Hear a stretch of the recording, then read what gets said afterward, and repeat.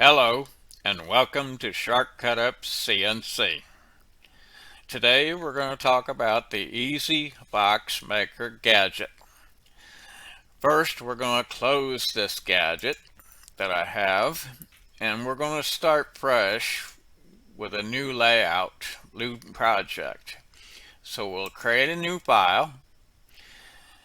Typically a good layout is 48 inches by 24. You can go 24 by 24. We're going to use a 0.75 thickness with a single-sided layout. The material surface, I always use 0 position on the material surface. The XY datum, typically for the gadgets, it's the lower left-hand corner because the gadgets are actually made for creating the vectors and the toolpaths. It's not particularly made for laying out the parts per sheets. The parts per sheets can be manipulated after the vectors and the toolpaths have been created. That is left up to the user of the gadget to be able to use his nesting and any other type of tools within the V-Carve or Aspire programs to move the parts around as needed on the sheets. And of course, after you get everything moved and situated, you got to recalculate those toolpaths. Don't forget to do that. All right, now we'll carry on. We'll say OK to that, and we'll bring the gadget back into place. Here's our gadget layout. This is the main interface. Typically what we like to do here is note all the settings. I've got tools, I've got measurements. We want to make sure that the gadget can be used in both metric and imperial standards. We have just set up the V-Carve Pro in an imperial standard. We want to make sure the gadget associates with that. So we go to the gadget reset function. And of course, it also memorizes all your last tools, last settings. So you may want to get into a habit of just going and do a gadget reset. Here it says reset variables back to factory settings with the current drawing settings. You got a choice of a yes or no. In this particular instance, we're going to say yes. We click OK to the About menu. You notice there's no tools now, and the dimensions have changed from 10 inches to 7.5 inches. This is all the system defaults for the gadget. Also, any changes that were made here are back to the normal default settings for the gadget in the imperial inches standard. Okay, another thing you want to make sure of when you set up your gadget is you want to go to the project tool setup and you want to set up a path for the gadget. The gadget will not work unless it has a path set. And the purpose of this path is the gadget creates a cut list file in 3 formats: an HTML format, Excel spreadsheet format, and another format which is with the extension .dat. I'm not familiar with that, but it creates 3 formats of the cut list. And the cut list is for you to be able to take and use the cut list to cut on other tools within your workshop. Say for instance you just want to print out the parts measurements and everything and not even create the toolpaths with the gadget. That will create a cut list file, and you can take that to your table saw or your bandsaw or whatever saw you have in your workshop to be able to cut out those parts. Anyway, the gadget needs this in order to be able to function. So what we'll do is we'll go ahead and set up the path, and we'll say OK to that. Also, you notice in that project tool setup is other features, which is your project name, contact name, email, phone number. All that is for, like, if you have a customer for your boxes. You can put all that, change all this information. And of course, when you do the gadget reset, it'll set it right back to these items that you see here. Okay, now we're able to use the gadget. We can use it as is with the defaults. Of course, the finger count may need to be changed, but just out of curiosity, we'll show you that it does print out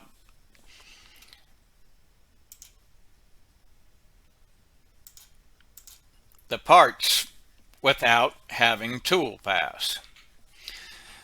And you can take that. These have been sent to a cut list. The cut list has been saved on my computer or your computer in that path that we set up in the project path. Now we'll close this, and then we'll create and just use the same dimensions and everything. We'll bring the gadget back, and notice all the same settings are still here. Now we're going to change this to a 12-inch box, 12-inch height, 12-inch width, 12-inch length. We're going to leave the material thicknesses on the sides, ends, and bottom as is. The finger count, we will leave that as is. I know that works. But now, what I mean by that is you have to play with this. In other words, use the gadget a couple of times to get the finger layout on the parts in the correct order. Sometimes, if you choose a number, it'll put a finger off the part, and you don't really need that. All right, now we'll choose a lid. The lid is 7.5. We're going to go ahead and change that to 0.25. The default was the recessed front ear center. You have two versions, top and recessed. And then you have a variable ear placement on the lid. You have the center, right or left on the top, or a recessed lid. We're going to leave it as the default recessed front ear. Choose it. Now we're going to set up a box name, make it shed storage, and we're going to begin putting the tools in. Went a little quick there. You use a large bit for hogging out the material or clearing out the material. So what I'm going to do is I'm going to use that same bit in 3 places here, which is the 2 clearing. One is the finger clearing, dado clearing, and then for the profile cutouts, I use the same bit. You can go with a smaller bit, but I use the 0.25. All right, now we need the finger cleanup. That's a 0.125 with a cutting height of the full depth of the material.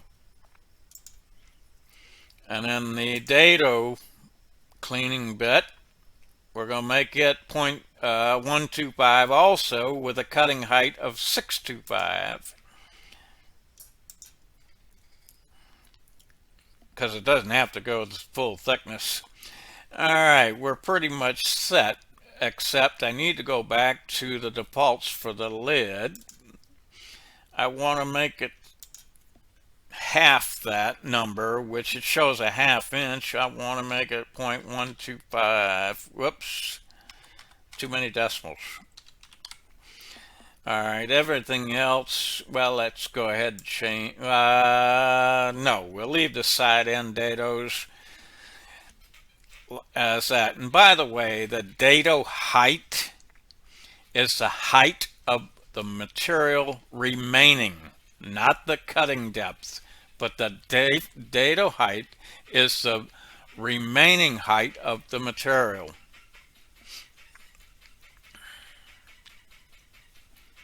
Okay, we'll say okay to that. And let's go back to the milling defaults. I'm going to open up the finger bit. Seems a little tight, 5 thousandths. We'll make it 15 thousandths. And now we're ready to create the toolpaths and the vectors. Notice how all the fingers are laid out. Well, we'll go back to that. Here we have an alert message. What it's telling us is it's created the parts on the sheets correctly. The bottom is a 0.25 and then the sides and ends are 0.75. But the sheets don't match that. In the Gadget, in the V-Carve program, because we set it up as 0.75. I'll show you that right now. Notice both is 0.75. The sheet management for V-Carve, it has a few minor details that need to be worked out in the future. But anyway, that warning is telling you that the sheets are different, so you need to fix it. So while we're here, we'll go ahead and fix that. Sheet 2 is 0.25. We'll edit it to 0.25. Wake up. All right.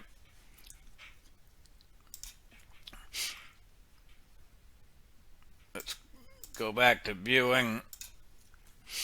Okay. Now we can actually view this.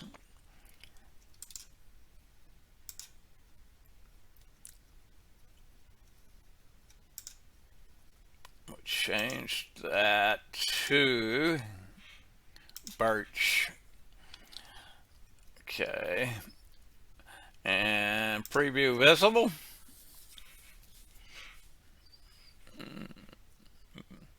There, it created the parts for the lid and the bottom. Now we'll go back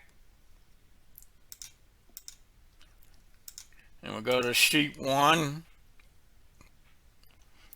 and you notice part is hanging off the sheet.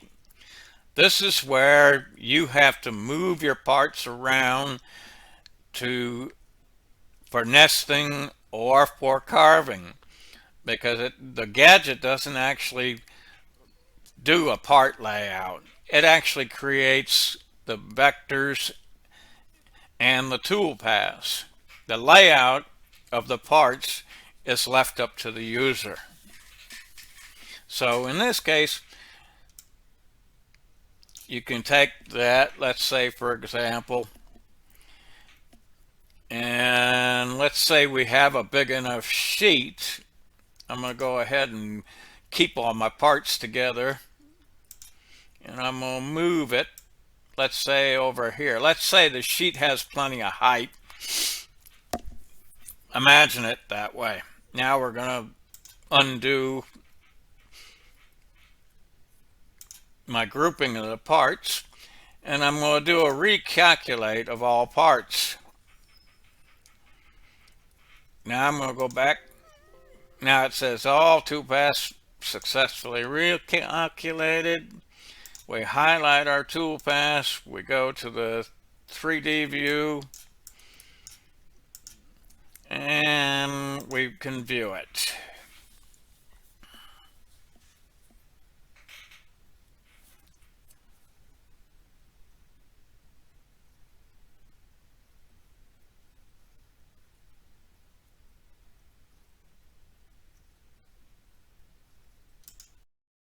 And there you have it, the box maker gadget. Thank you for watching Shark Cut Up CNC.